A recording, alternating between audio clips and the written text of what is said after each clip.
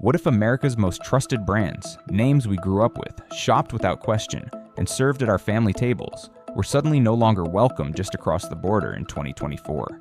Something unprecedented began to unfold.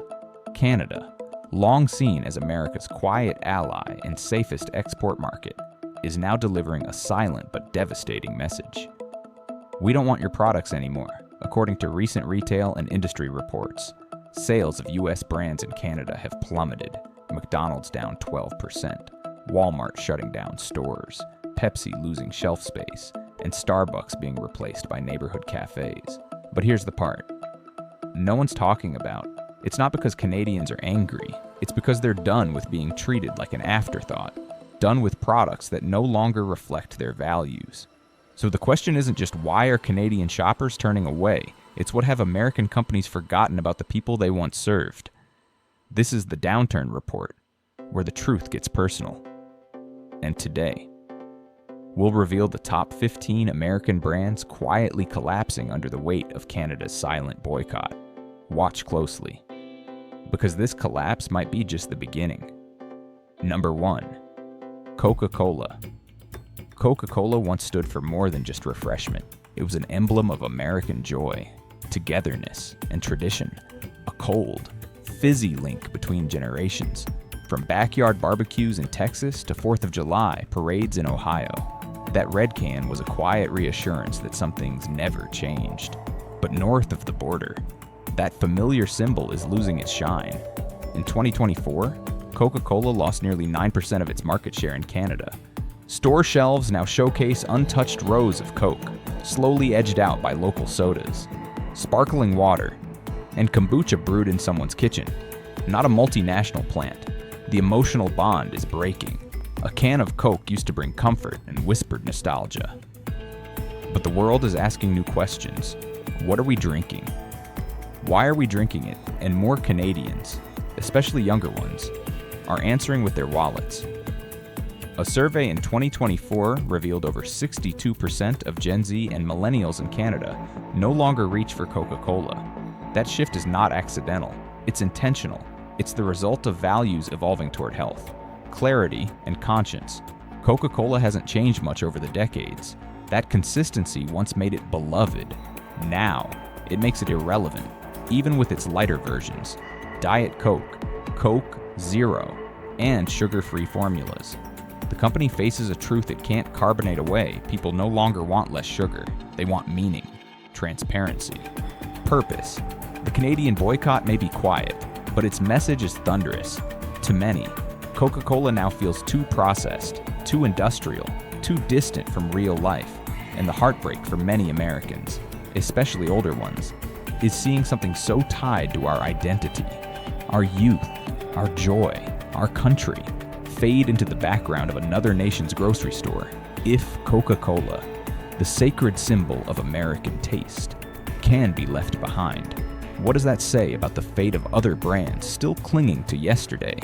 What's collapsing isn't just a product, it's trust, sentiment, and a fading chapter of the American dream. Number 2. Kraft Heinz. Once a pillar of the North American pantry, Kraft Heinz was as dependable as the kitchen sink. From creamy macaroni dinners to that unmistakable red bottle of Heinz ketchup, these were not just condiments and convenience foods, they were comfort, familiarity, a quiet handshake between generations. But today, that handshake is disappearing in Canada. According to the first quarter report of 2025, Kraft Heinz's revenue in Canada has dropped by more than 6%, not because of inflation, but because of a much deeper erosion trust. Take a walk through any major supermarket in Toronto or Vancouver, and you'll see it plainly. Heinz ketchup has been pushed to the bottom shelf. Kraft Dinner is nowhere near its old spotlight. In their place, local Canadian brands, organic alternatives, and homemade choices that reflect a growing discomfort with industrial food. Once upon a time, choosing Kraft felt like choosing something safe, American, and consistent. But in today's world where ingredients are scrutinized, ethics are questioned, and transparency is non-negotiable, Kraft Heinz is starting to feel like a leftover from another era. It isn't just about what's in the box, it's about how it got there. After their merger in 2015, Kraft Heinz became one of the world's food giants, But that size came with sacrifice. They shuttered the factory in Leamington, Ontario, once proud to be Canada's tomato capital, and moved operations to the United States and Mexico. Thousands of Canadian jobs vanished overnight. The tomatoes may still be red, but to many Canadians, the brand feels pale. One woman from Winnipeg, now 71 years old, said she used to buy Kraft Dinner every single week. It was her husband's favorite. But now, her daughter insists on organic, fewer preservatives, less salt, more transparency. I looked at the label one day, she said, and I couldn't recognize half the ingredients. Why should mac and cheese be a chemistry project? And that question haunts more than just Canadian households. If Canada, a country known for its warmth toward American goods, is turning away from Kraft Heinz, how long before America does too? Especially for older generations who grew up believing in the reliability of the American family meal. This isn't about food anymore. It's about heritage, connection, and whether we're willing to trade that for profit and convenience. Number 3, Nike. There was a time when lacing up a pair of Nike sneakers wasn't just about shoes, it was about who you were becoming. For many Canadians who grew up in the late 1990s and early 2000s, that swoosh on the side wasn't just a logo, it was a rite of passage. That first pair of Nikes signaled confidence, belonging, and the start of something personal. Whether you were walking into class, stepping onto the court, or just showing up in your own skin, Nike made you feel like you were part of a winning story, but that story is shifting. And in 2025, it's losing traction fast.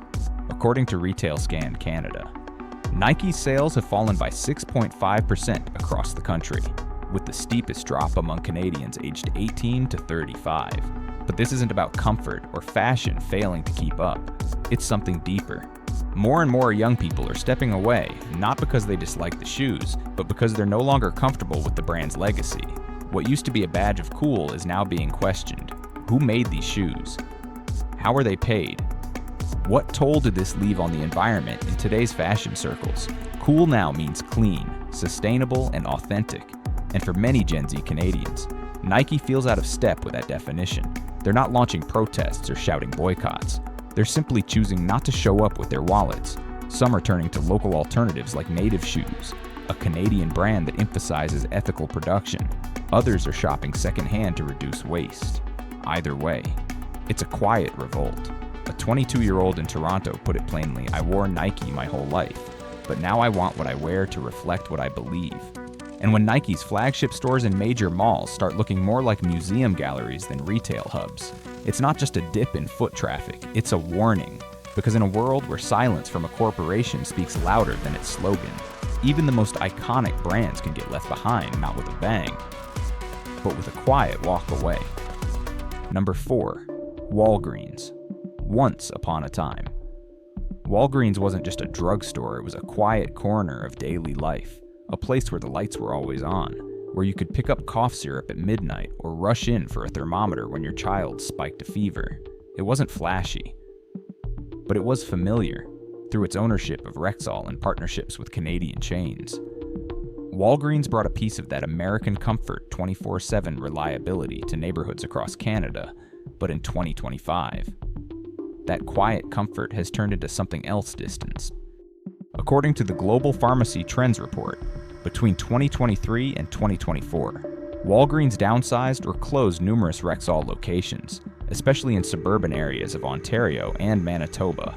And while Walgreens never had the same stronghold in Canada as it does in the United States, its footprint is shrinking not just in size, but in spirit. The issue isn't just business strategy, it's emotional disconnection. More and more Canadians are turning to independent pharmacies, where the pharmacist greets them by name, remembers their medical history, and treats them like human beings, not barcodes. Walgreens, by contrast, has become a place of transactions, not care. The shelves are full, yes, but what's missing are the eyes, the concern, the conversation. Today, a QR code stands where a smile used to be. A loyalty app replaces the comfort of being remembered, as one elderly woman in Ontario said. "I used to feel seen. Now I feel scanned." On Canadian health forums, a new phrase is echoing quietly. "Don't scan me. Talk to me." It's not a rebellion. It's a plea for humanity, for connection, for care that feels like care. As Walgreens recedes from Canadian streets, something deeper is fading with it, the belief that someone is looking out for you. Even in the small moments, Canada hasn't raised signs or shouted boycotts. They've simply walked away. And sometimes, silence is louder than protest, when even medicine starts to feel mechanical. We're left to ask, in a world built on care, what happens when we forget how to care? Number 5. Walmart. Few could have predicted this Walmart, the retail colossus pulling in over $600 billion annually, now finds itself slowly slipping from the hands of Canadian consumers. And it's not happening through angry protests or fiery headlines. It's happening in silence. At the checkout, in the parking lots, on the empty shelves of towns left behind. Walmart, once the undeniable hub of everyday life across North America, is facing a quiet turning point in Canada, with more than 400 stores at its peak. Walmart used to be where everyone, eventually, ended up. But today, many Canadians are walking away. Not because the prices changed, not because the products failed, but because something deeper broke the feeling of being seen as a partner, as a neighbor, as a friend. In the past year alone, Walmart closed over 8 Canadian stores, mostly in smaller communities like Calgary, Alberta, and St. John. These weren't just commercial exits, they were emotional exits. No more bustling aisles, no more loudspeaker deals, just glass doors with store closing signs and parking lots that echo with absence. This shift is rooted in more than economics. It's about identity. Many Canadians are reevaluating their place in a consumer landscape dominated by foreign giants. More shoppers are saying, I support local, not Walmart. Not as a boycott, but as a declaration of belonging. Chains like Loblaws, Sobeys, and Metro are gaining ground, not necessarily for lower prices, but for offering something Walmart lost: community. To some, Walmart now stands as a symbol of an over-Americanized approach that values endless growth over human connection. The once powerful slogan of low prices every day now raises questions about wages, supply chains, and environmental cost. A 67-year-old woman from a small town near Edmonton who shopped at Walmart for 2 decades put it best, I thought they were here to help us save money. But then they left, just like that. And we were left with nothing. For her, and for many others. Walmart was never just a store, it was part of life. But when that life gets uprooted for profit, people don't forget. Now, they choose smaller stores where a cashier still remembers her late husband's name. That's not just a transaction, that's trust. Walmart's retreat in Canada isn't just a business headline, it's a symbol, a reflection of changing values.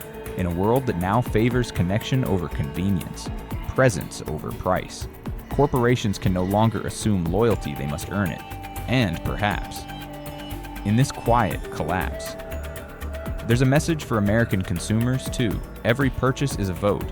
Are we still buying just products, or are we buying into something more? Number 6, McDonald's. McDonald's used to feel like an irreplaceable part of life, especially in Canada, where American convenience was not just welcomed, but woven into daily routines.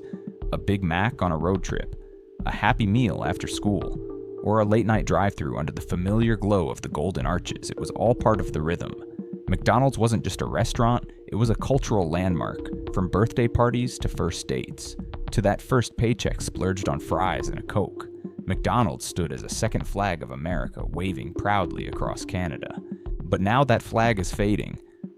Since mid-2023, McDonald's revenue in Canada has dropped by more than 12%. In Quebec alone, the number has reached 19%. Some stores have quietly shortened hours, others have reduced staff, and long-standing locations in Montreal and Vancouver have shuttered without fanfare.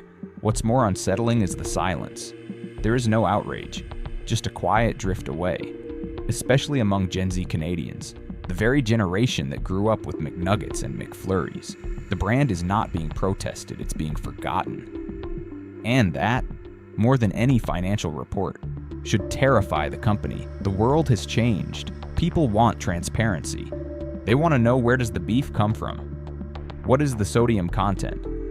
What impact does this brand have on the environment? While McDonald's leans heavily into automation, streamlining operations, and expanding its global footprint, something vital is slipping through the cracks: human connection. The very warmth and familiarity that made McDonald's beloved is being replaced by a sterile efficiency. One father in Toronto. Age 42. Put it simply, I used to see McDonald's as a treat, a reward, a memory. Now, it just feels like something we do without thinking. I don't want that for my child. His words weren't angry, they were reflective, and they speak to a quiet farewell taking place across generations. McDonald's was once a symbol of unity, prosperity, and American cultural pride, but if even our closest allies, our Canadian neighbors, are turning away. What does the Golden Arches stand for now? The answer won't come from a new sandwich or promotional deal. It must come from a renewed relationship with the community, a restaurant that respects local values, nourishes health, and prioritizes people, not just profit. Because when the world starts forgetting what McDonald's once meant, Americans must ask, are we still preserving our culture or slowly letting it slip away? Number 7. Campbell Soup.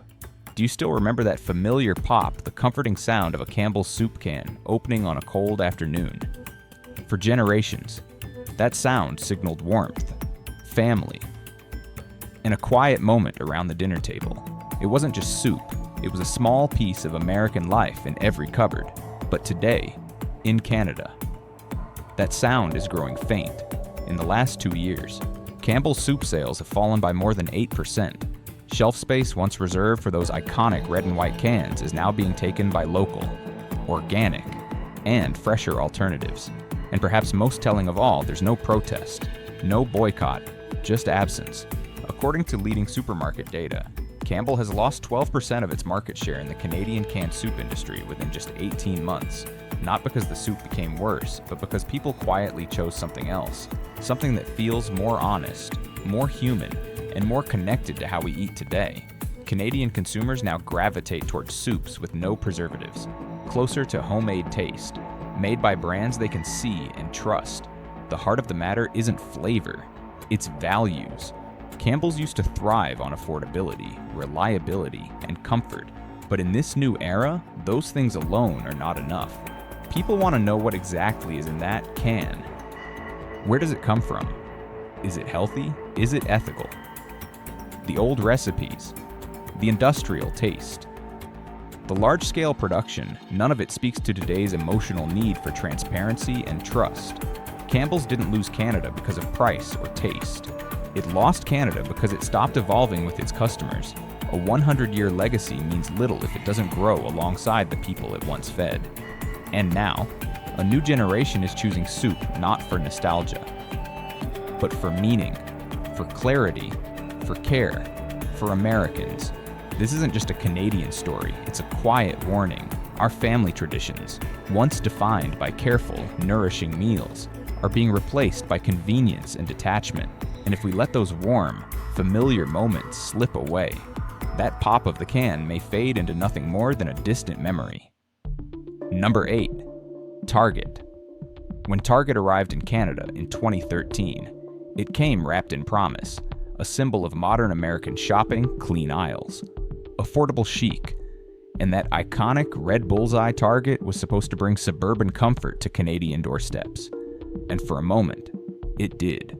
There was excitement, cautious optimism, and even a hint of pride. American brands had always been admired in Canada, and this one seemed to bring more than just goods, it brought an experience. But that experience unraveled fast. 133 stores opened, over $2 billion lost. And in less than 2 years, Target was gone. Not with anger, but with deep, collective disappointment.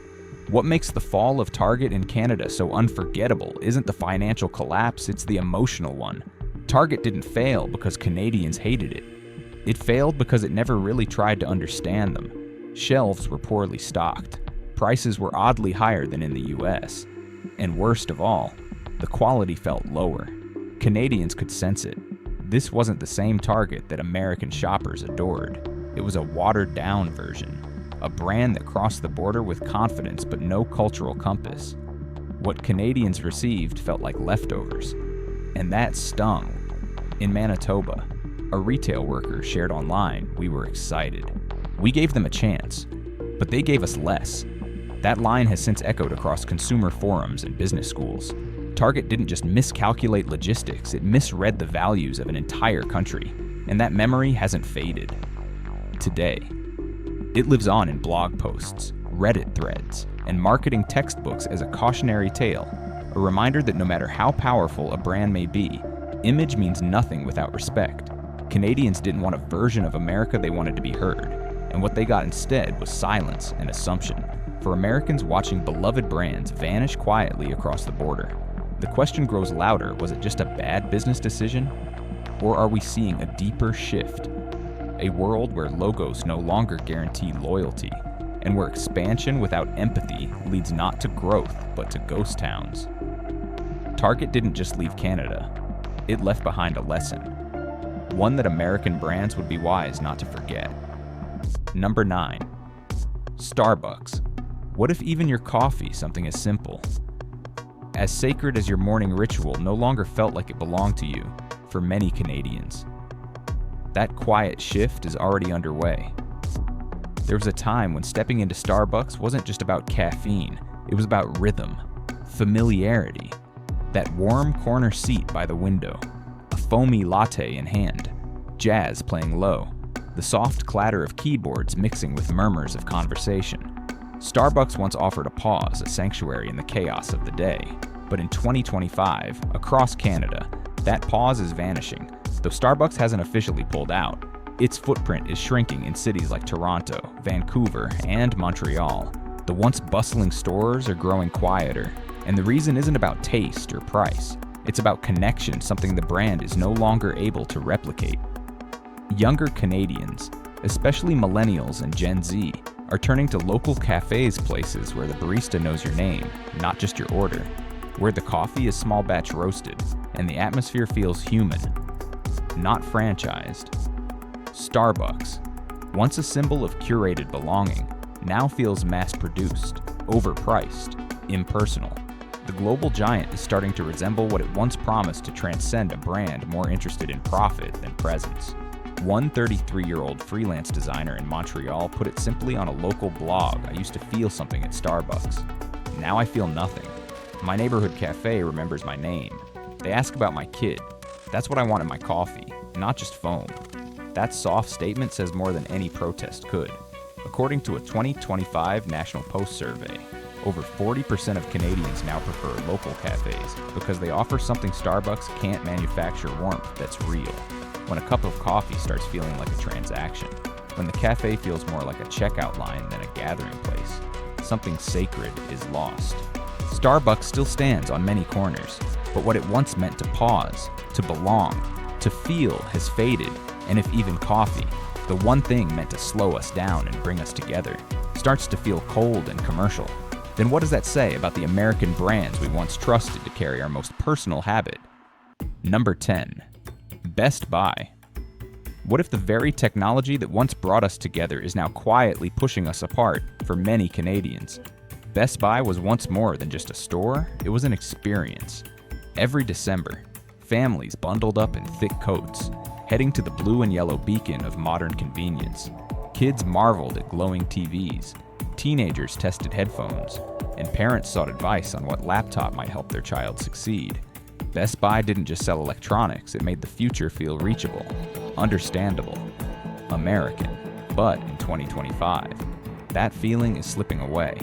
According to the company's own financial report, Best Buy Canada has closed over 10 locations in the past 3 years, most of them in small towns and suburban areas, places where the store wasn't just helpful, it was vital. Sales are down nearly 7% year over year, but behind the numbers lies something harder to measure: the slow erosion of trust. Canadian shoppers are choosing differently now. Some turn to local tech shops that know their communities.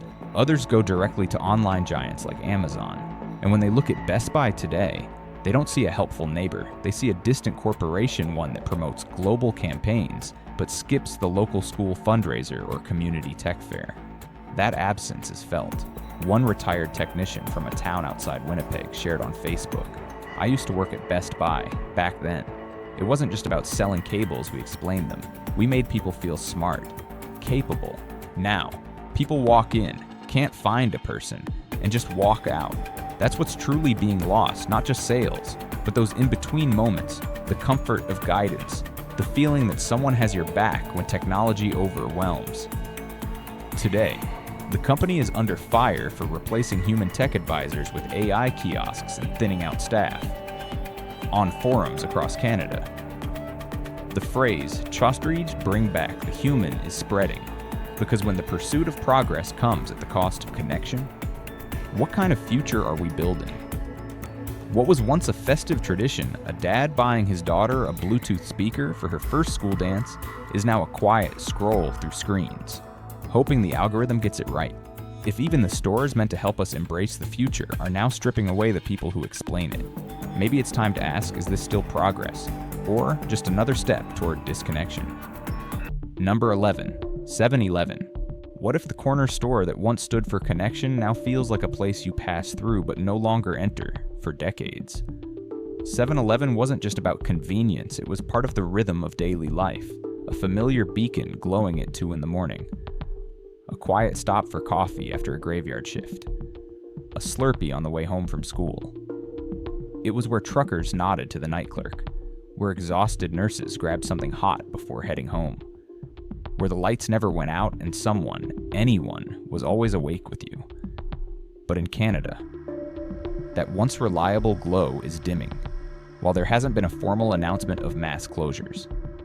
7-Eleven's footprint is quietly shrinking, particularly in neighborhoods where local alternatives are gaining ground, according to the 2025 Toronto Consumer Report.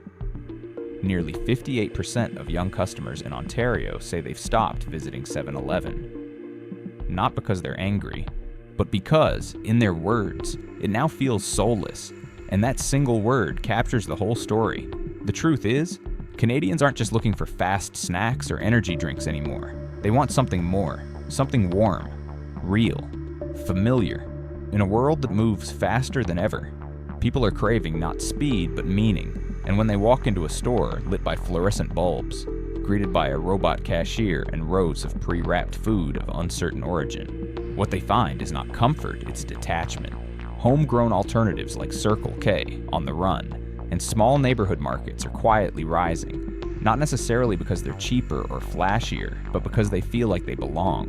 One Reddit user from Ottawa wrote, "I just want a smile, not a robot asking me to tap." That feeling of emotional absence is spreading, and it's not about hot dogs or coffee.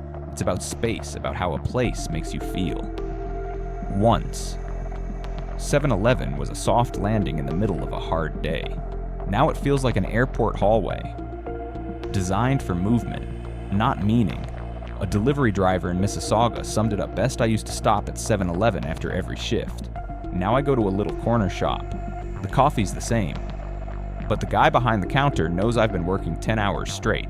That matters, because in a world that glorifies efficiency, sometimes all we need is someone to recognize us. If even the fastest moments in life, those quick stops, those 5-minute pauses, lose their humanity, then what are we racing towards? 7-Eleven once meant always open, but if it no longer opens any emotional doors? Are we truly moving forward or just drifting further apart? Number 12, PepsiCo. PepsiCo. The name once brought a rush of bubbles, a smile, a pause in the day to share something sweet, a cold Pepsi on a summer afternoon, the familiar crack of the can before dinner, the soda that lit up birthday cakes, road trips, and backyard laughter. But in Canada, that magic is fading. In 2024, Nielsen Canada reported an 8.2% drop in PepsiCo's market share in key provinces like Quebec and British Columbia. Pepsi isn't being protested, it's being replaced, quietly, softly, with local sodas, organic spritzers, and drinks that speak more clearly to today's health-conscious, value-driven families. Even major retailers are trimming shelf space for Pepsi, giving room to brands that feel closer, more thoughtful, more human. Pepsi no longer represents a moment, it represents a memory, and memories, however sweet, can fade when the present no longer reflects them. A teacher in Victoria said, "I grew up with Pepsi, but now I look at it and wonder if it still cares about families like mine. So if even Pepsi, the drink that once united us, no longer feels like ours." What does that say about the future of American brands abroad? This is the Downturn Report, where the truth gets personal.